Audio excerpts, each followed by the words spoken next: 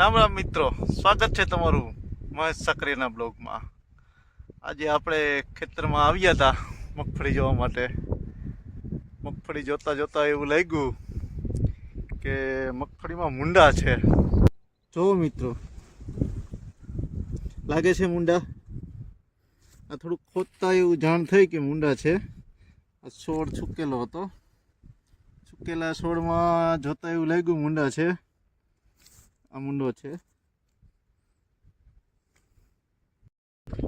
મિત્રો। મુંડા દેખાતા આપણે ગયા એગ્રોએ, અને એગ્રોએથી લાવ્યા હી દવા તમને હમણાં દેખાડું। અને હમણાં મોટર ચાલુ કરીને પાઈ દઈએ દવા સાથે, જોઈએ પછી મુંડામાં કેવું રિઝલ્ટ આવે। જો મિત્રો, આપણે દવાનું ડબલું સાથે લઈને આવ્યા, અને સાથે લઈ આવ્યા દવા છે આપણી પાસે એકોર્ડમાં। હમણાં તમને બધું બતાવું કયું ઝેર આવે ને કઈ વસ્તુ આવે। અને આપણે બધું હવે જો મુંડામાં પાવાની તૈયારી કરી રહ્યા છીએ। મોટર કમ્પ્લીટ હમણાં ચાલુ કરીને પાઈ દઈએ મગફળીમાં દવા। તમને હમણાં બતાવું કઈ દવા છે શું છે, પછી જોઈએ કેવું રિઝલ્ટ આવે છે। જો મિત્રો, એકોર્ડ દવા લઈ આવ્યા છીએ, જેમાં આવે છે થાઇમોક્ઝેમ 12.6%, અને સાથે લીમડા સાયક્લોથ્રીન 9.5%, જેડસી સિસ્ટમિક એન્ડ કોન્ટેક્ટ ઇન્સ્ટીન। આ દવા લઈ આવ્યા છીએ, હવે આપણે મુંડામાં માટે પાવાની છે। જોઈએ કેવું રિઝલ્ટ આવે છે। મુંડા છે, બહુ દેખાય છે ઘણી જગ્યાએ, પાઈ દઈએ પાણી સાથે, પછી જોઈએ રિઝલ્ટ કેવું છે। મિત્રો, હવે આપણે પાણી ચાલુ કરીને સાથે દવા પાવાનું ચાલુ કરી દીધું છે।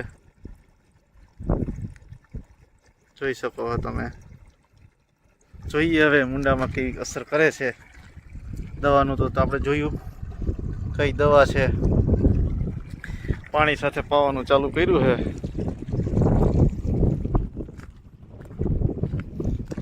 હવે કેવાક મુંડા બહાર આવે છે જોઈએ, પછી કહેશું કેવું રિઝલ્ટ આવે છે। રિઝલ્ટની તપાસ તો હવે કાલ થશે, કારણ કે આજે તો ન થાય ને। અત્યારે તો આપણે 22 નંબર મગફળીમાં પાવાનું ચાલુ છે। જોઈએ આ દવાનું કેવું રિઝલ્ટ છે મુંડામાં, પછી તમને કાલે હું જણાવીશ।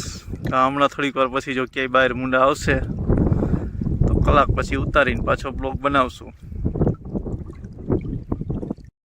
મિત્રો, મુંડાની દવા પાવાનું કામ ચાલુ છે અત્યારે, જોઈએ હવે આગળ કહેતા કેવું થાય। એકાદો છોડવો ઉપાડ્યો, બહુ કંઈ ફાલ નથી લાગતો, બહુ માપે ફાલ છે।